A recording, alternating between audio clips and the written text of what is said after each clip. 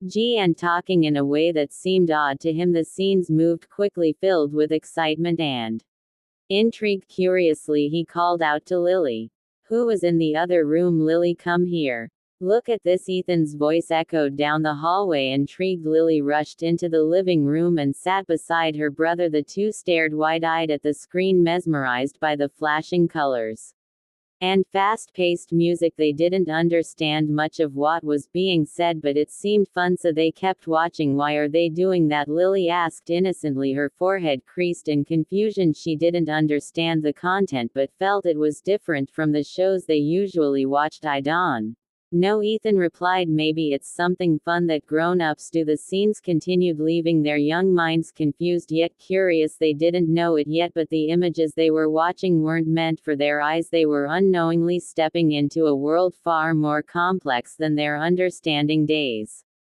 passed after Ethan and Lily had watched that strange TV show, but the images remained fresh in their minds. The curiosity planted within them grew, soon becoming something they couldn't ignore. One afternoon, while their parents were at work, Ethan looked at Lily. His face lit up with excitement. Lily, do you remember that thing we saw on TV? He asked quietly, a mischievous glint in his eyes. Lily's face tensed as the unsettling images crept back into her thoughts. I don't know, brother Ethan, it didn't feel right. Lily replied, her voice hesitant, but Ethan had already made up his mind. Let's try it, he said with a playful smile, unaware of the weight of his words. To him it seemed like just another harmless adventure. Lily frowned, feeling uneasy. No, brother Ethan, Mom said we shouldn't copy things we see on TV, she said softly, but Ethan, oblivious to the implications, persisted. Come on, Lily, it's just pretend. No one will know. Lily hesitated, unsure of what to do. Ethan added, remember when you went outside that day? Even though Mom and Dad told us not to, no one found out. But if you don't do this with me, I'll tell Dad. Lily panicked, not knowing what to do. Neither of them fully understood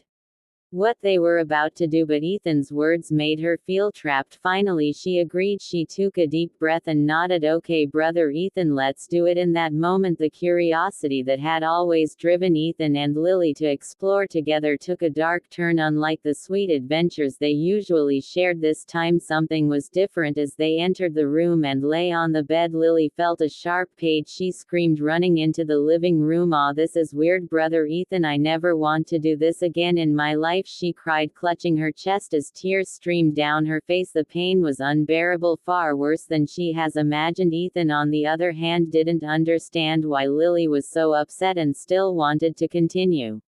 Unaware of how terribly wrong the situation had become, but Lily's heart raced with fear, and she deeply knew that this wasn't right. This wasn't like the harmless ADV ventures they used to share. This time there was no laughter, no joy, only pain and deep regret. Lily's discomfort grew with each passing day. She could see the changes in Ethan's behavior, and it scared her. He had become more stubborn, more insistent, and Lily could feel that he was no longer the playful brother she once knew. The innocence that had once defined their bond seemed to have slipped away. One afternoon, when their mother came home briefly to pick up some documents, Lily felt an overwhelming need to speak up. She couldn't bear the silence any longer. Mom, can I talk to you? She asked hesitantly, her voice trembling as she approached her mother. Mrs. Carter, distracted by phone calls and her growing to-do list, barely looked up. Not now, Lily.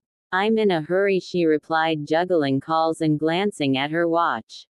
Lily stood there for a moment, her heart sinking. Her mother sighed, clearly stressed. Later, darling, be a good girl. All right. She barely accepted her daughter's compassion as she once again stepped out the door. Lily's tiny voice faded into the background, drowned by the noise of her mother's busy life. She retreated to her room, tears streaming down her cheeks, her heart ach, but she felt invisible in a home that was supposed to be a safe place. All she wanted was for her mother to hear her, to understand the weight of her pain. One afternoon, after yet another attempt by Ethan to ask Lily to imitate an inappropriate scene from the show they had watched, Lily couldn't take it anymore. She ran out of the house, her small body shaking with fear and confusion. She didn't know where to go. She found herself standing at the door of their kind neighbor, Aunt Grace. What happened, Lily? Aunt Grace asked, kneeling down to meet her at eye level. Lily couldn't hold it in any longer. She burst into uncontrollable tears, sobbing as she spilled everything: Ethan's request, the growing fear inside her, and the discomfort. Aunt Grace wrapped Lily in a comforting hug. "You did the right thing by telling me," she said softly, her voice warm. "You don't have to carry this alone. I'm here for you and we'll figure this out." Lily clung to Aunt Grace, finally feeling a sense of relief. The weight that had been pressing on her chest seemed to lift slightly. "I'm scared," Lily whispered. "What should I do?" Aunt Guys smiled gently and wiped her tears. "Don't worry, my dear, I'll help you. You're safe now." The parents were shocked and at first they were in defense mode. "Ethan wouldn't do something like that," Mr. Carter said, his voice firm with disbelief. "Maybe they misunderstood what they saw." Mrs. Carter tried to downplay the seriousness of the situation, but Aunt Grace was firm. "Children see what they see and they're given enough material to make sense of it," she said. "You've been so focused on work that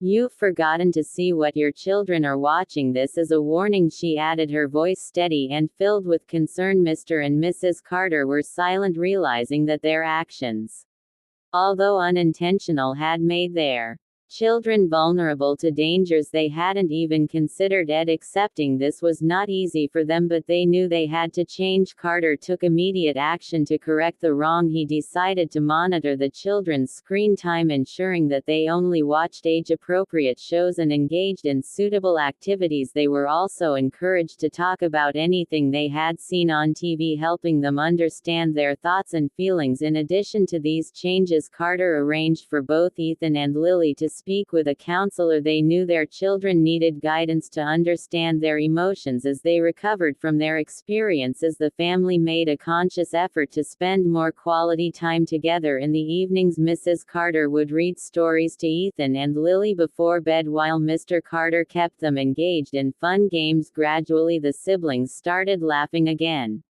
rediscovering their bond through positive, healthy activities. It was a journey, but the Carters were committed to ensuring their children grew up in a safe and nurturing environment, free from the dangers of inappropriate content. Months passed and the Carters became a more attentive and present family. Mrs. Carter made a conscious decision to reduce her work hours, making her family a priority. Mr. Carter, who had always been busy with work, started dedicating his weekends to spending time with Ethan and Lily. Under this new attention and love, the children blossomed. Ethan and Lily felt more confident, knowing they could approach their parents about anything on their minds. The painful silence that had once filled their home was replaced by laughter, love, and the warmth of a family that was learning how to truly be there for one another. One evening, as they were all sitting together playing a board game, Lily turned to her parents with a thoughtful expression. "Thank you for listening to me now," she said softly. Her words, though simple, were filled with meaning. They brought tears to Mrs. Carter's eyes, and in that moment the family understood the true importance of their relationship. The greatest gift they could give each other was their attention, love, and presence in another's lives. This was a new beginning for the Carters, based on stronger bonds and a deeper understanding of what truly matters. This is the end of our story. This story teaches us that the great gift we can give our children is attention and love. Children should feel that their words are being heard and understood, especially when they are trying to share something important. Change begins by listening to their voice. Thank you for watching. If this story touched your heart, don't forget to hit the like button and subscribe for more interesting stories. Share your thoughts in the comments below. Have you ever felt that your voice was too harsh in childhood? Until next time, goodbye.